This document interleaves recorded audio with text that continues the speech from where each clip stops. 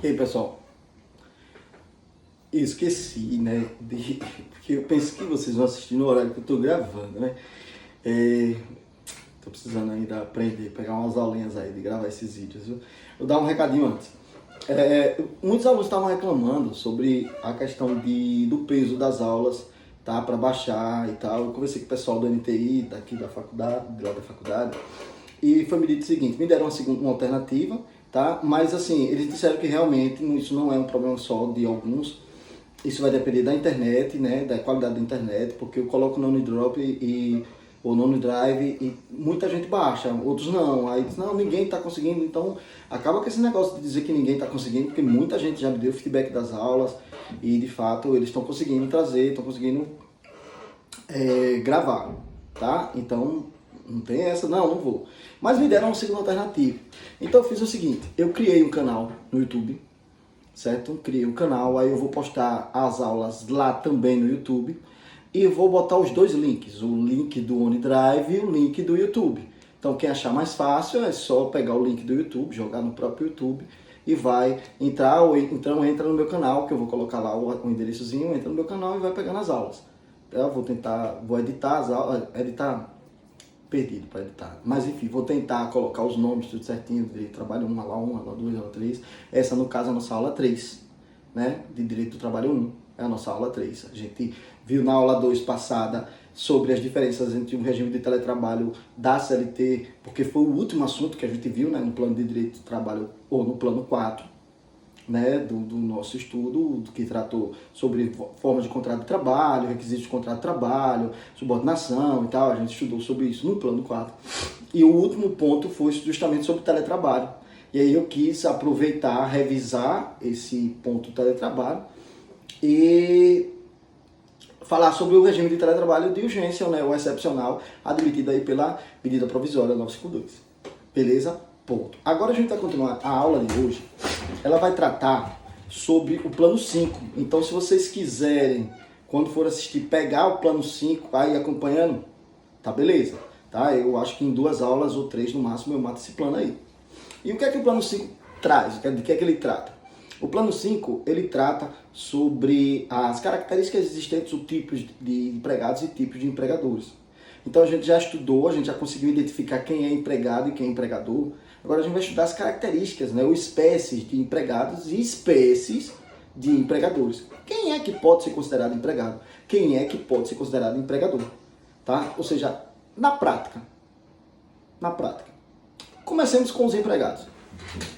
O primeiro deles, né, vai tratar sobre os empregados dispostos no artigo 62 da CLT.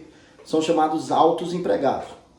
Então, os autos empregados estão dispostos lá, ou classificados no artigo 62 da CLT. Então, se vocês pegarem o artigo 62, vocês vão ver as características para ser um auto empregado segundo a CLT. Notem que autoempregado é diferente do empregado hipersuficiente, que a gente já viu também. Né? Empregado hipersuficiente é uma coisa, autoempregado é outra. Né? Ele é diferente. O autoempregado ele é uma coisa, o hipersuficiente é outra. Então quem seria esse autoempregado? O autoempregado, eles são considerados quais? Aqueles empregados que exercem o poder de mando, que geralmente tem uma procuração do empregador, tá? E na ausência do empregador, são eles que praticamente mandam na empresa. Então, quem são eles? Gerentes. Gerente geral, diretor de um departamento, diretor de uma empresa. Eles são considerados autos empregados. Então, o tratamento que a CLT dá a esse empregado não pode ser igual para um pequeno empregado, gente. A CLT excepciona o tratamento para o autoempregado. Não pode ser igual. E de fato não pode ser igual. Tá? É uma lógica. Não pode ser igual. Por quê? Porque senão a gente estaria indo de contra o princípio da igualdade, que é um princípio constitucional. Tratamento igual aos iguais e desigual aos desiguais. Então, se o empregado lá da fila da frente, aquele que fica no atendimento, vendendo, ele não está na mesma condição do seu gerente, do seu superior hierárquico, quem lhe dá as ordens, eu não posso tratar os dois da mesma forma. Certo? Então, a CLT no artigo 61, ela considera como gerente aqueles que têm um cargo de gestão, tá? Então, eles se equiparam aos gerentes, aqueles que têm um cargo de gestão. Mas não é só necessário isso. Não é só necessário isso. Segundo o princípio da primazia da realidade, ele tem que, de fato, exercer o cargo de gestão. Ele tem que, de fato, exercer o poder de mando. Ele tem que ter subordinados a ele. Esse é o primeiro requisito. Então não adianta eu pegar e denominar todo mundo de gerente, como algumas empresas às vezes tentam fazer, gerente do banheiro, gerente da esquina, gerente do cafezinho, todo mundo, ou seja, denominar o cargo, se, segundo o princípio da primazia da realidade, no fato ou de fato, ele não exerce o poder de mando. Ele não representa o empregador ali. Então eu não posso fazer essas duas coisas. Entenderam? Então ele tem que preencher esse requisito, ou seja, ele tem que ser o empregador, substituir, representar a vontade do empregador e ter empregados subordinados. Eu não posso ser gerente de nada. Eu não posso ser gestor de nada. Eu tenho que gerenciar, administrar o negócio do empregador, porque eu ali sou o empregador, substituo, represento. Beleza? O primeiro ponto. Segundo requisito exigido pela CLT é que esse gerente, esse autoempregado, ele deve ter como seu salário, ou seja, a gratificação pelo exercício da gerência, ela deve ser maior, no mínimo, 40% da sua remuneração normal. Então ela deve ser maior 40% no mínimo da sua remuneração normal. Então eu não posso chegar para o vendedor e dizer, agora você é gerente, beleza, vou ganhar mais. Não é isso que a gente pensa? Promoção na carreira. Tá? Uma promoção. Eu tenho mais confiança agora, eu sou o gerente, eu vou ganhar mais. Todo mundo pensa, né? E eu vou ganhar quanto mais? Segundo a CLT, você tem que ganhar no mínimo 40% a mais. Vamos fazer conta? Vocês não gostam, né, de fazer conta? Então é o seguinte, eu ganho 2.000. Se eu for gerente, eu tenho que ganhar no mínimo 2.800, que é 40% de 2.000, né, a mais. Então eu tenho que ganhar no mínimo 2.800. Ah, você vai ser gerente, seu salário é R$3.000. Massa, tá certo. Esse requisito tá pronto. Esse requisito tá pronto. Tô ganhando 40% a mais, né? Mais do que 40%. Esse requisito, né, no caso seria por aí. Esse requisito está preenchido. E o outro requisito é aquele primeiro que a gente falou. Ou seja, deve representar o empregador. Deve ser o empregador ali. Se não for, não dá. Não é gerente. Pode ser qualquer coisa, menos gerente. Tá, Tiago. Por que a empresa, né? E por que a empresa, ela tem tanta preocupação? Me diga, por que a empresa tem tanta preocupação em classificar a pessoa como gerente? E por que a pessoa, qual o mal que faz se ela de fato não for gerente, mas tiver a denominação de gerente? É tão bonito ter um nome de gerente aqui no peito e tal. Qual é o problema? O problema é o seguinte, é que esse autoempregado, que preenche os requisitos do artigo 62, inciso 2, ele não está sujeito a controle de jornada. Ou seja, ele pode trabalhar o dia inteiro e não tem direito a receber hora extra. É essa a preocupação. De se dar a denominação a quem de fato não é gerente. Essa é a preocupação. Entendeu? Então, recapitulando, nem todo mundo é autoempregado. Ela de fato deve ser, ou deve ter, ele de fato deve ter poder de gestão, representar o empregador, ter subordinados e ganhar no mínimo 40% a mais da sua remuneração. Deve ganhar 40% a mais. Se não ganhar 40% a mais, não preenche o requisito. Não é gerente, pode ser qualquer coisa. Certo? Pode ser qualquer coisa. Tem uma função de confiança, alguma coisa assim, mas ele não vai ser considerado um autoempregado. Qual a diferença entre o autoempregado e o empregado hoje classificado pela doutrina como hipersuficiente, né? Eu já falei isso muito em sala de aula, mas é bom anotarem aí essas diferenças, porque aí vocês vão saber identificar. Primeiro, o empregado hipersuficiente, ele não é um autoempregado, ou seja, ele pode fazer hora extra. Já pensem logo, hein? Ele pode fazer hora extra. A questão é que hipersuficiente vai ser aquele empregado que pode transacionar diretamente com o empregador através de acordo individual. O hipersuficiente foi uma figura criada agora, depois da reforma trabalhista.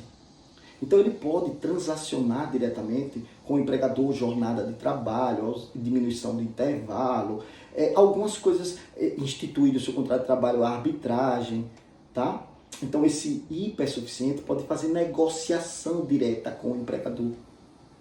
Porque a CLT entendeu que seria ele um empregado mais preparado, um empregado que tivesse consciência dos seus direitos e liberdade, segundo a CLT, para negociar diretamente com o empregador. Requisito do hipersuficiente, do empregado hipersuficiente, vai ser aquele que ganha, olha lá, aquele empregado que ganha mais de 2 vezes o teto do maior benefício pago pelo INSS ou pela Previdência. Ele deve ganhar mais de 2 vezes o teto do maior benefício pago pela Previdência. Hoje é 6.100 e alguma coisa, 6.102, eu acho. Então ele deve ganhar mais de R$12.200 por mês. Ele deve ganhar mais. E deve ter nível superior. Então ele deve ter esses 2 requisitos, tá? Para ser considerado hipersuficiente, para poder negociar direto com o empregador. Então essas alterações que estão por vir, né, e que eu vou gravar um vidinho também, vou colocar lá no canal, da nova MP, que foi publicada hoje. Eu vou ler a bicha, porque as coisas estão se movimentando rápido demais. Eu vou dar uma estudada e vou publicar. Essa negociação permitida pela nova MP para redução de jornada, para suspensão de contrato, o hipersuficiente pode fazer direto. O hipersuficiente, ele pode fazer direto, ele não precisa da assistência sindical. Ele negocia diretamente com o empregador. Entenderam a diferença, né? Autoempregado e hipersuficiente, tá? Professor, o hipersuficiente pode ser considerado um autoempregado? Gente, pode coincidir dele ser um gerente, ter um salário de mais de R$12.200 em nível superior. Então pode coincidir, ele pode ser, além de hipersuficiente, autoempregado. E aí, nesse caso, ele não vai fazer hora extra. Agora, se ele só for hipersuficiente, ou seja, não tiver poder de mando, não tiver subordinado, não tiver poder de gestão na empresa, não representar o empregador, se ele só é hipersuficiente, porque o salário dele é alto e pronto, e ele tem nível superior, ele pode fazer hora extra. Ele tem controle de jornada, tá? O outro não. Entenderam?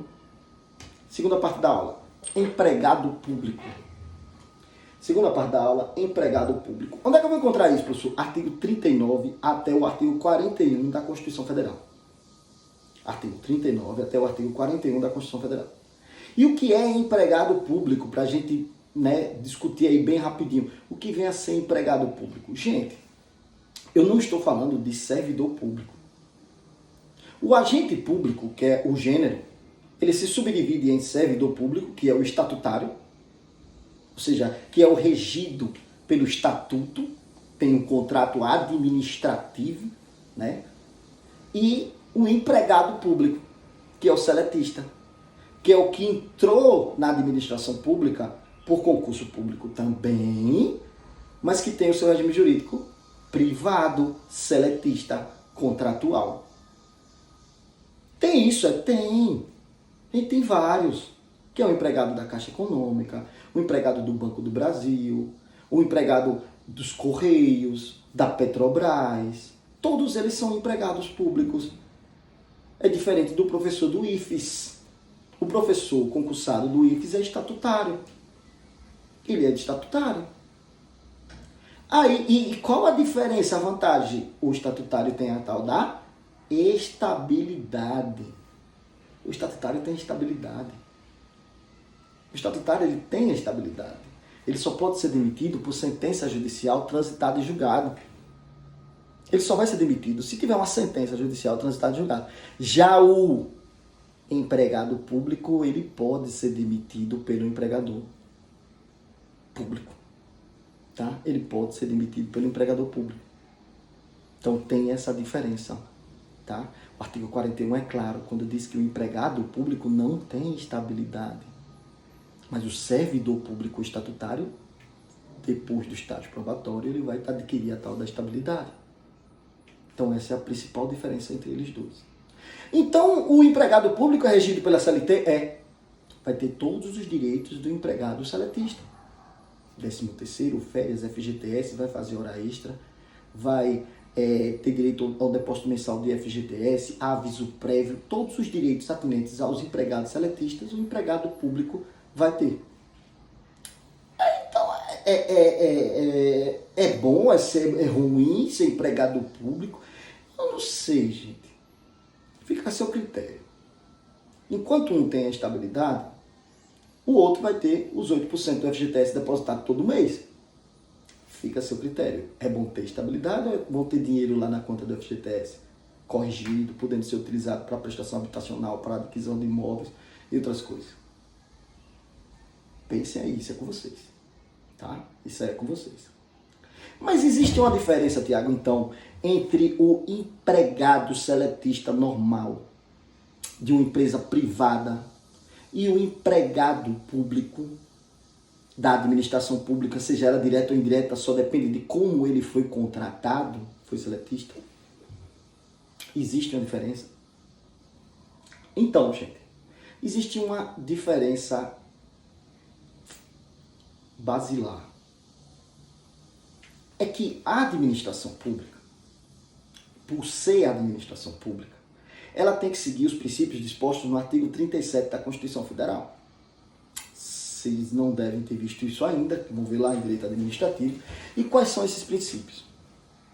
Legalidade, impessoalidade, moralidade, publicidade, eficiência e por aí vai. O princípio da legalidade, ele diz que a administração pública só pode fazer aquilo que esteja na lei, é diferente da gente.